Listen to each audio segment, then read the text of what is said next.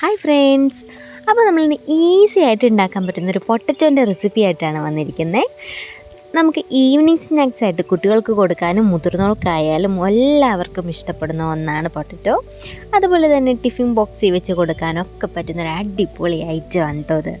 അപ്പോൾ നമുക്ക് നേരെ വീഡിയോയിലേക്ക് പോവാം. അതിനു മുമ്പ് എൻ്റെ വീഡിയോ ആദ്യമായിട്ടാണ് കാണണമെങ്കിൽ ഒന്ന് ലൈക്ക് ചെയ്യാനും സപ്പോർട്ട് ചെയ്യാനും ഒന്ന് സബ്സ്ക്രൈബ് ചെയ്യാനും മറക്കല്ലേ.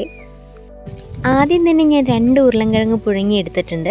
അത് നമുക്ക് ഫോർക്ക് ഉപയോഗിച്ച് ഞാൻ നന്നായിട്ടൊന്ന് ഉടച്ചെടുക്കുന്നുണ്ട് കേട്ടോ. ഇതാണ് നമ്മുടെ ആദ്യത്തെ സ്റ്റെപ്പ്.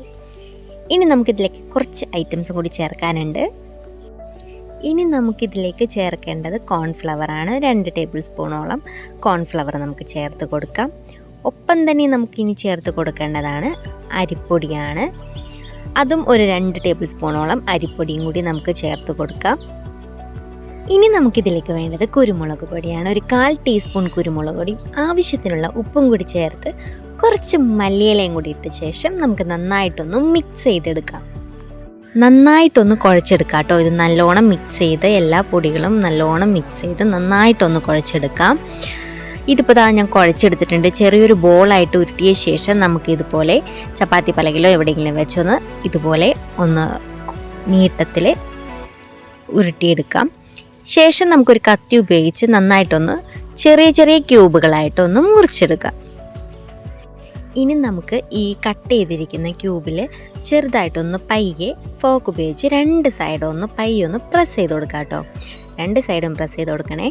അങ്ങനെ എല്ലാത്തിലും ഞാനിതാ പ്രസ് ചെയ്ത് കഴിഞ്ഞു. ഇനി നമുക്കൊന്നും ചെയ്യാനില്ല. നേരെ നമ്മുടെ ഒരു ചട്ടി വെച്ച് അതിലേക്ക് ആവശ്യത്തിനുള്ള എണ്ണയും കൂടി ഒഴിച്ച ശേഷം ഓരോന്നോരോന്നായിട്ട് ഇതിട്ട് കൊടുത്ത് ഫ്രൈ ചെയ്തെടുക്കാം.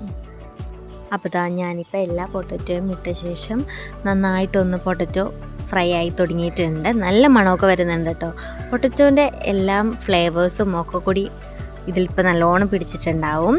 അപ്പോൾ നമ്മൾ ഒന്ന് മറിച്ചിട്ട് കൊടുക്കുകയാണ്. ഇതിപ്പോൾ നന്നായിട്ടൊന്ന് ഫ്രൈ ചെയ്ത് കഴിഞ്ഞ ശേഷം നമുക്കിതിൽ നിന്ന് കോരിയെടുക്കാവുന്നതാണ്.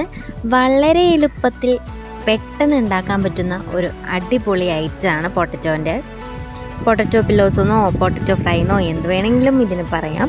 അപ്പോൾ വളരെ ടേസ്റ്റി ആയിട്ട് ഉണ്ടാക്കാൻ പറ്റുന്ന ഒരു അടിപൊളി ഐറ്റമാണ് കേട്ടോ. എല്ലാവരും ഒന്ന് വീട്ടിൽ ട്രൈ ചെയ്ത് നോക്കൂ. പിള്ളേർക്കും ഒക്കെ വളരെ ഇഷ്ടപ്പെടുന്ന ഒന്നാണ്.